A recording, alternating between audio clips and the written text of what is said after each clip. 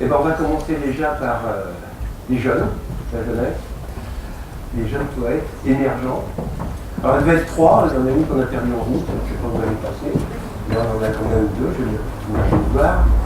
Alors, j'ai découvert il y a peu de temps, en fin de compte, qu'à la Sorbonne, le service culturel de la Sorbonne organise des ateliers d'écriture poétique pour les étudiants, qui sont, paraît-il, relativement suivis, ça je ne sais pas. Vous allez me dire, oui, il y a du monde. Oui, vous allez, prenez le micro. Voilà. Alors Thomas Fraisse et Marie-Aurore Amal. Voilà. Donc, c'est déjà qui a répondu en premier. Donc il y a des parts dans le micro. Est-ce qu'il y a du monde dans ces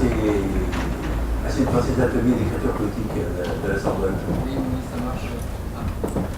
Oui, ça marche sur 2 semestres et en moyenne, dans chaque cours d'écriture, il y a 20 personnes qui participent et qui fournissent un travail chaque semaine et qui ont un rang chaque semaine un poème ou plusieurs poèmes sur un thème ou sur une forme poétique particulière.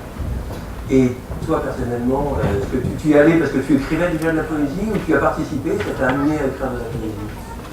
Les deux, en fait. Un petit peu les deux? Les deux. Tes études, c'est quoi? La philosophie. Par rapport, il y a un rapport entre les deux? Je dirais oui sans pouvoir justifier. Oui, à travers certains poètes, peut-être. Je sais pas, tu connais Hölderlin, par exemple? Deux noms. Oui. Mais à travers Raymond Mariaric, par exemple, ou des poètes comme ça, il y a une interrogation commune de Bachelard qui disait la poésie est une métaphysique de l'instant, tandis que la métaphysique justifie ses assertions.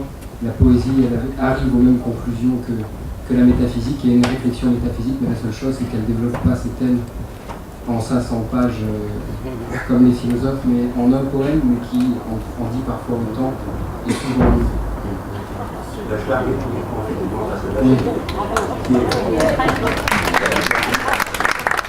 Marie-Aurore, peut-être tu as découvert comment l'atelier?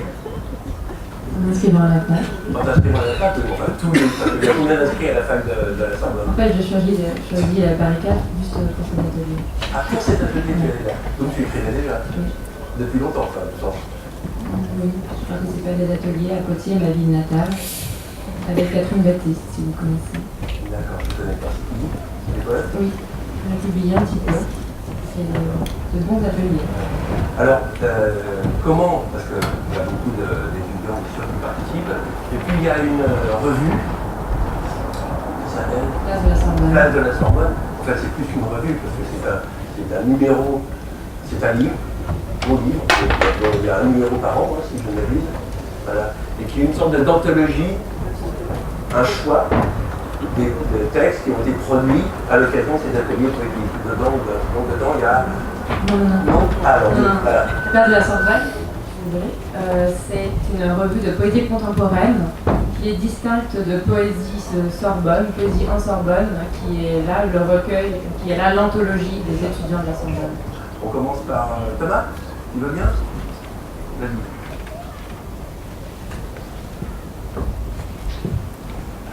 Le dernier insulaire. Un poète passe dans la rue. Son cœur se heurte aux grilles. Son âme est un monde bien plus vaste que le nôtre. Ces mots sont des arbres parfois, des cercles pour habiller le couchant. Il se meurt d'un sang noir. Il demande à la nuit d'épeler ce mot. Lumière. Lui seul rattrape l'aube, courant dans les forêts. Il est celui qui sait. Il sait que cette aube est fragile. Il guette et cherche à la surprendre, à sa table comme au bord d'un quai. Il est le voyageur de fleuves improbables, le dernier insulaire des mers d'altitude. Sous ses pas, la terre s'oublie peu à peu. Dans sa paume, la blessure se fait légère. Son cœur se heurte au temps et sa paroi est fragile. Soyez-en sûrs, son naufrage n'est rien. La certitude d'un autre monde. ailleurs. Vous pourriez tendre le bras, mais vous ne sauriez l'atteindre. La main y est sans force. La vie s'y tient nue sous un rideau d'ombre. C'est ailleurs et bien ici, une réalité autre, la vie en habit de fête. C'est l'envers d'un monde, d'un paysage en ruine. La lumière s'y tient comme reine, comme un cœur qui palpite. La nuit n'y est que pèlerine incertaine. Les nuages y sont sans but et reposent dans le ventre des pierres.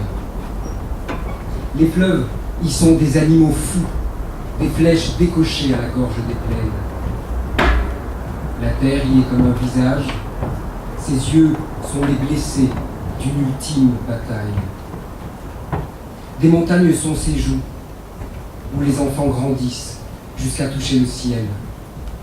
Ces enfants n'ont plus de billes, ils ont des secrets plein les poches.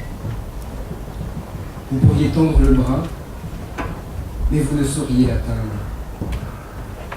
C'est un monde, rien qu'un monstre d'eau profonde, c'est le royaume gardé des songes. Si près du ciel, cela fait longtemps que tes pierres ne parlent plus, longtemps que la forêt se fait muette. Les corps sont sans lieu et les chemins sans destination. Tes bras sont le dernier repos, ton corps semble le dernier mot. Enfant, tu courais parmi les mousses, loin des bourgs, mais si près du ciel, si près de la dernière vérité. Les voiles partis vers d'autres pays, tu étais seul à les regarder, à les révérer parmi les rocs, tu t'y plaisais, presque à t'y confondre. Ton corps est de pierre et de terre mêlée. Il est de pierre car il ne parle plus, de terre car c'est le dernier lieu. Tu es si près de toi qu'ils auraient voulu t'abattre. Tu es le paysage dans mes jours sans lumière, un palais gagné sur la mer. Tes fenêtres ouvertes appellent les nuées et leurs jeux insolents. Cela fait longtemps. Tes pierres ne chantent plus. Toi, ma vue sur mer. Tu ris, car tu pourrais mourir. Tu ris comme ces vies de rien, ces oiseaux imbéciles.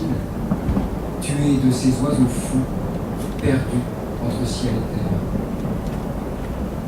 Merci.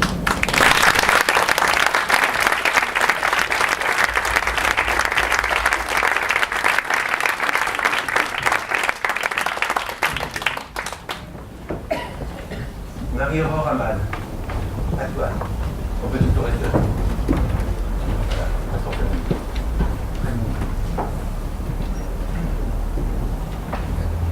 Départ. Du sable, de l'eau et ce brouillard bâtard.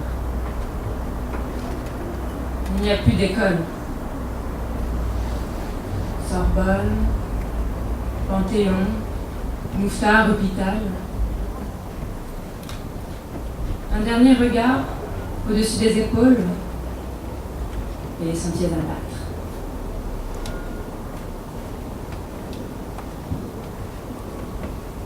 La vendange du Sauvignon gris repose sur la terre.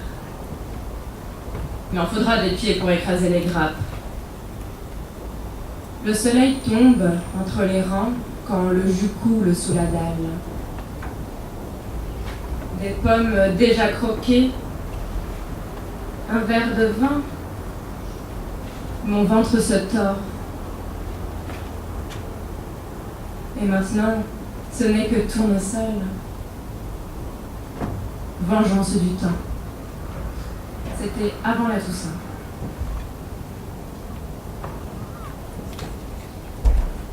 Il y a dans le ciel le repère des bergers. Il y a cette danseuse aux orteils de sang. Il y a ces hôtels qui nous ferment leurs portes. Il y a ce vestige tissu jaune sur le manteau. Il y a des petits visages fiers dans la neige. Et il y a ce cœur qui bat sur l'Élysée, cette artère de cendre qui ne brille que d'électricité. Enfin, il y a, quand on est trop perdu, une bouteille fêlée qui vous coupe la langue.